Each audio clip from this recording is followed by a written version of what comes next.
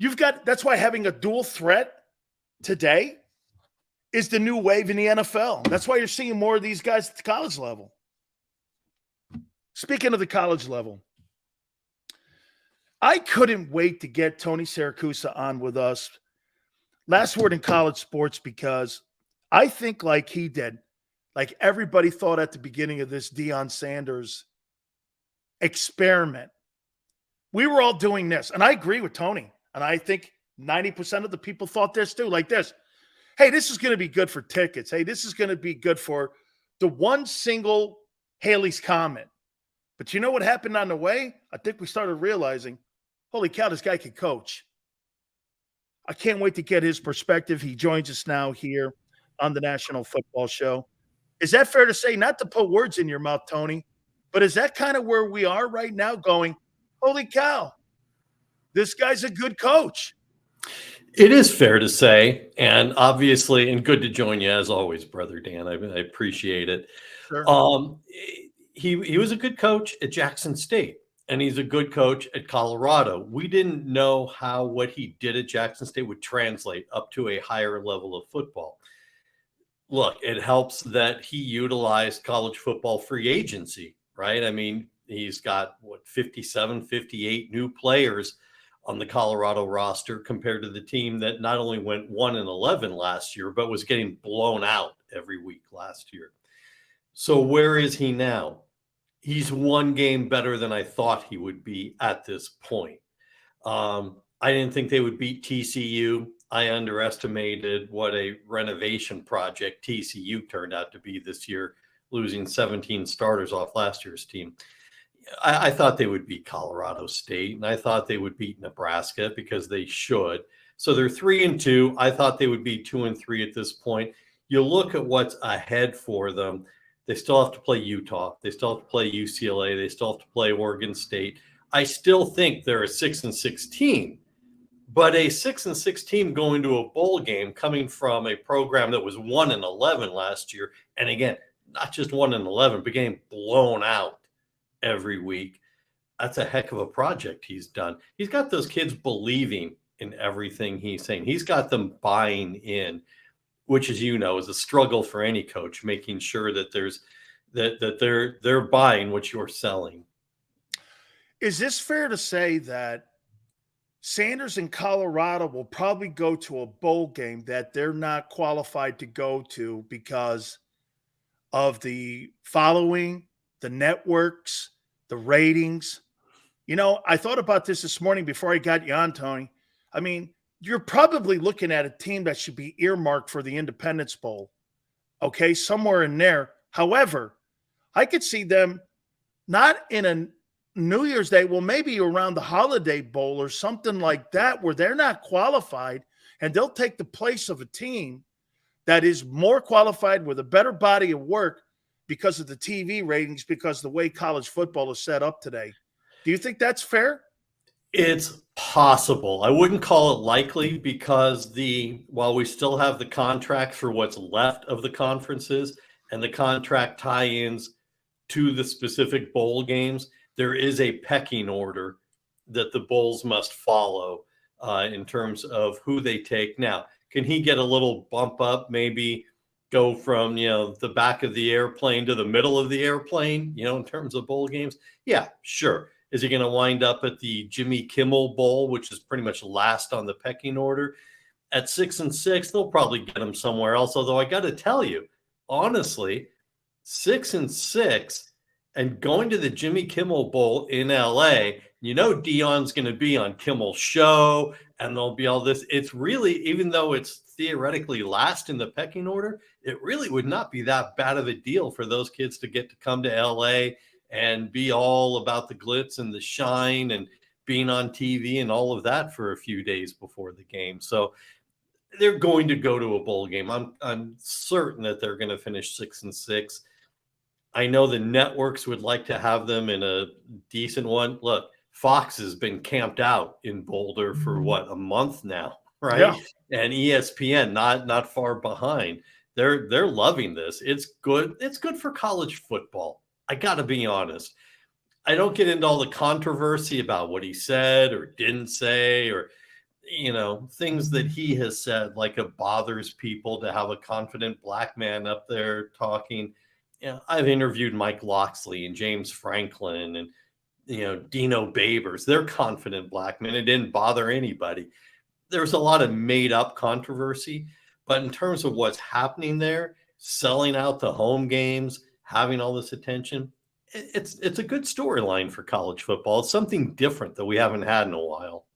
I'll say this to you. One of my problems with the coverage of it has been that, you hate the team you're playing for or against in college. Mm-hmm. That's just what college football is. Yeah. Auburn hates Alabama. Sure. Colorado hates Colorado State. Sure. So you hate them.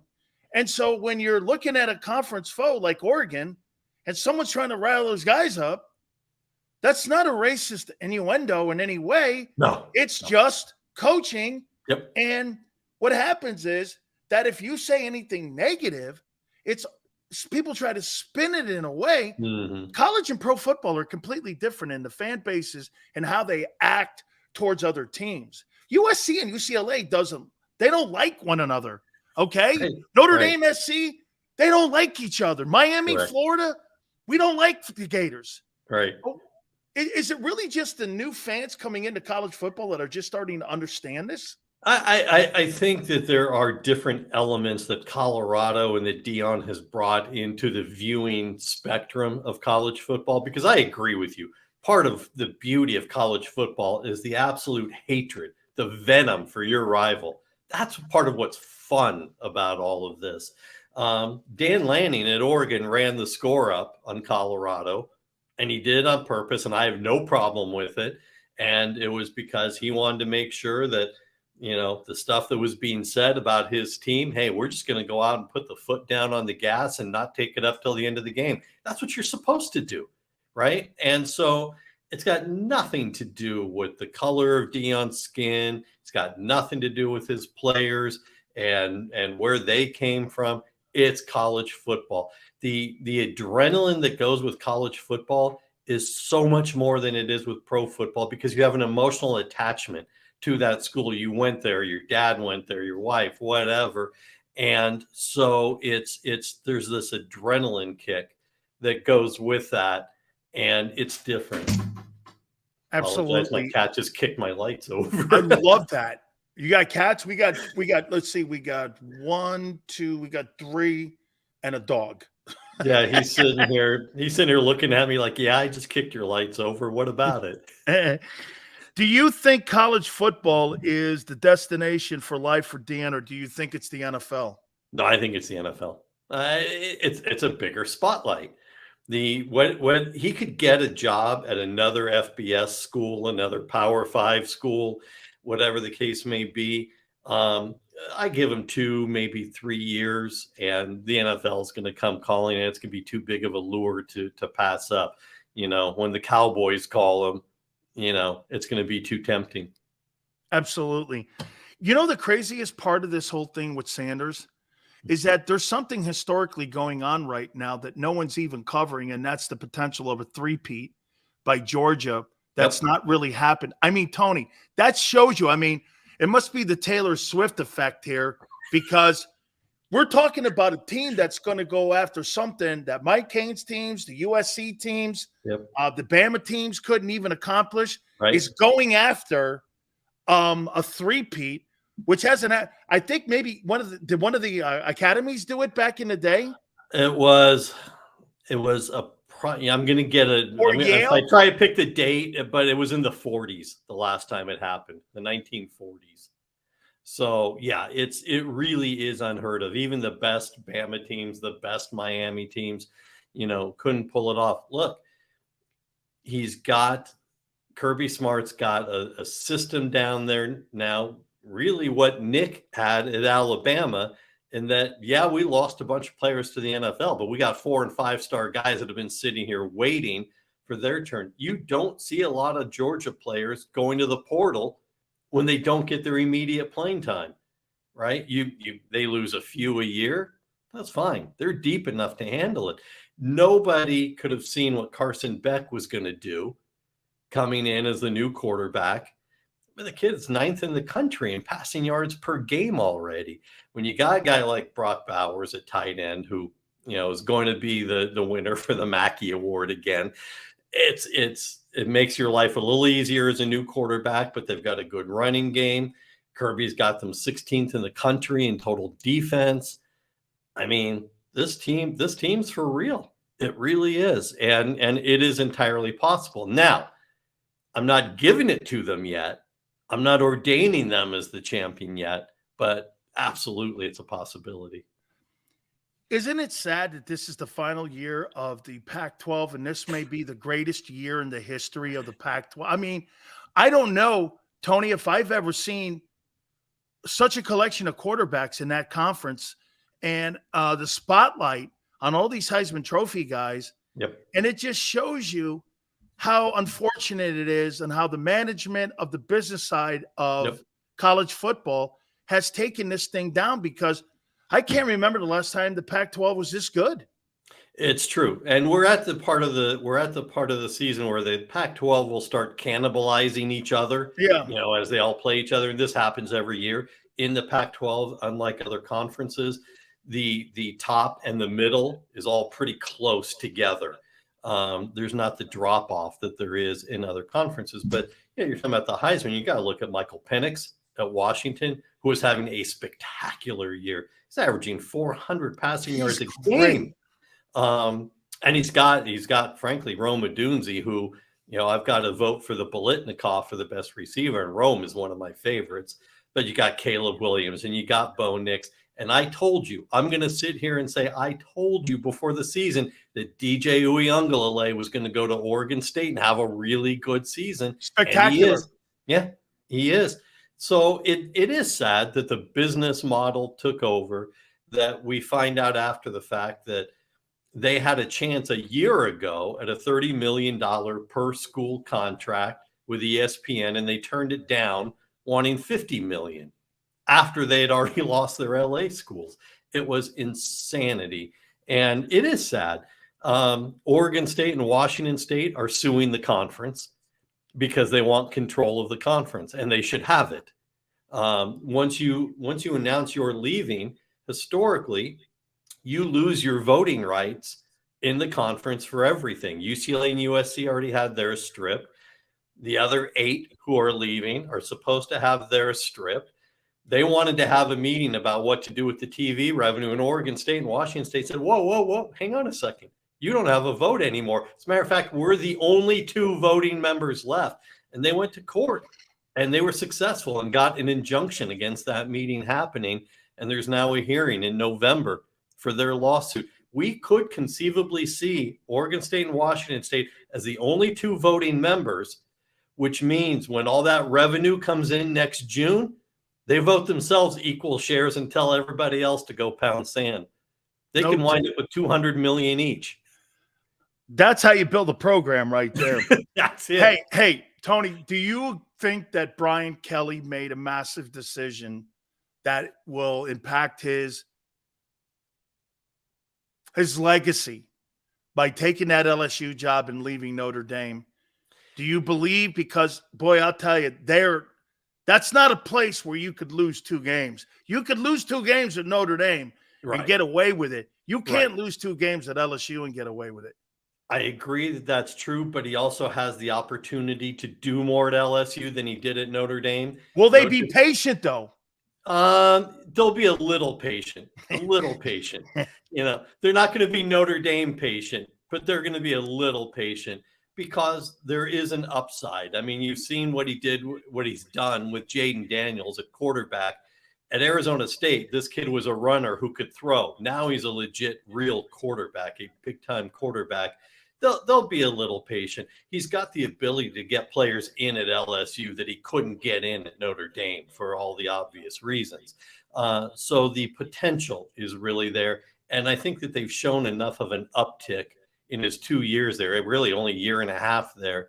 He'll get a little bit of wiggle room. Yeah.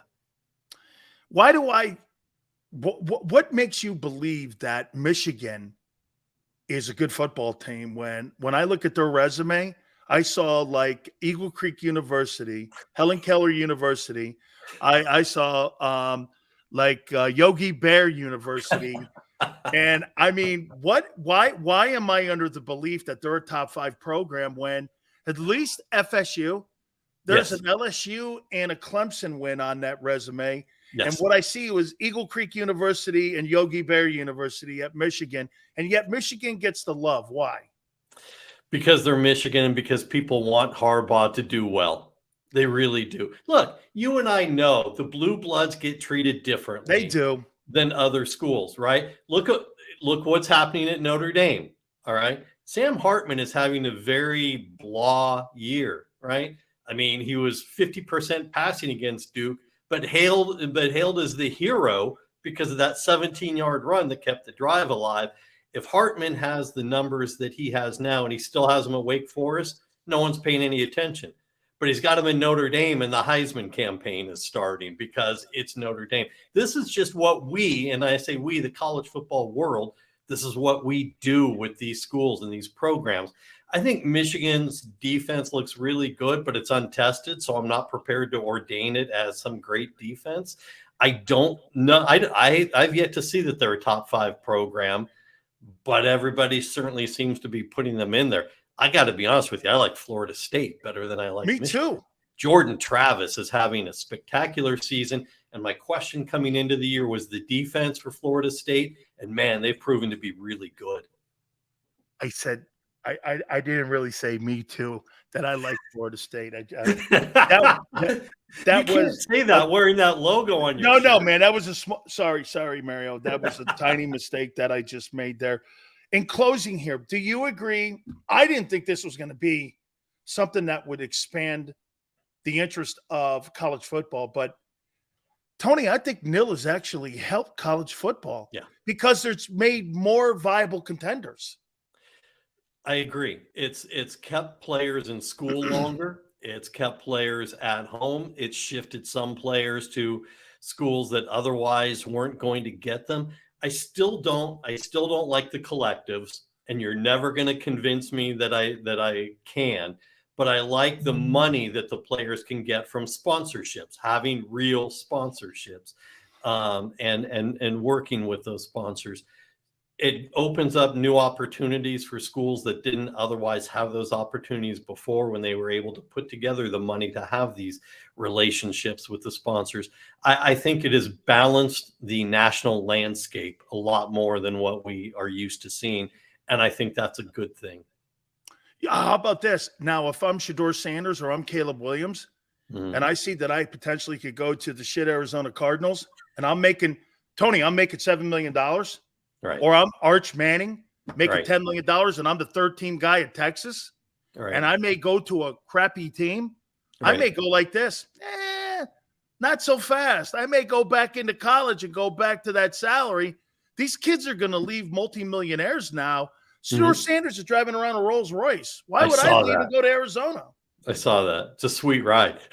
It is. Brady had it as a loan, as a loaner car. This kid owns it. I'm like, man, it must be nice. No, look, it does, and I hear Caleb's dad talking about he won't leave if look, that's the way the NFL works. Bad teams go first, but you have to declare for the draft by mid-January.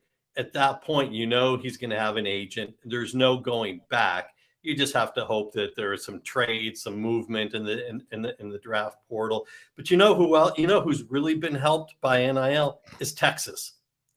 Because nobody was sold on Quinn Ewers a year ago, but he had so much NIL money backing him. Sarkisian had no choice but to hang in there with him. And look at the year that Quinn Ewers is having. He's grown up. He's taken it seriously.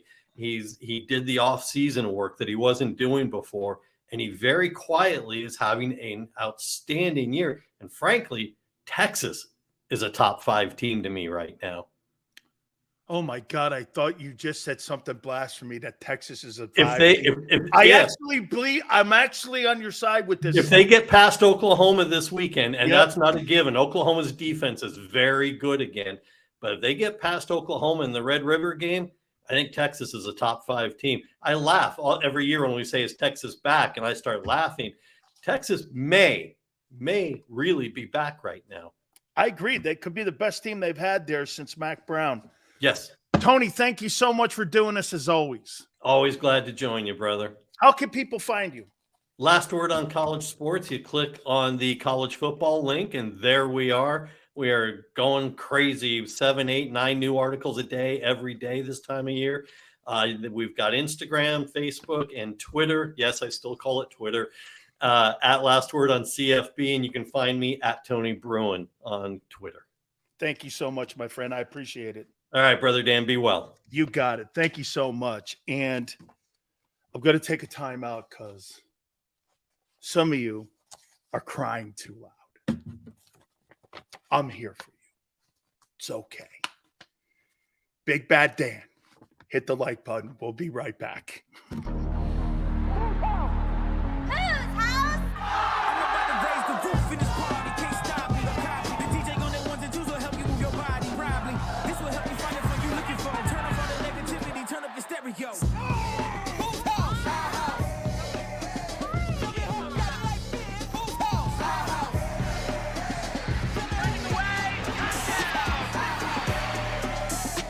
Football and Hooters, the perfect pair.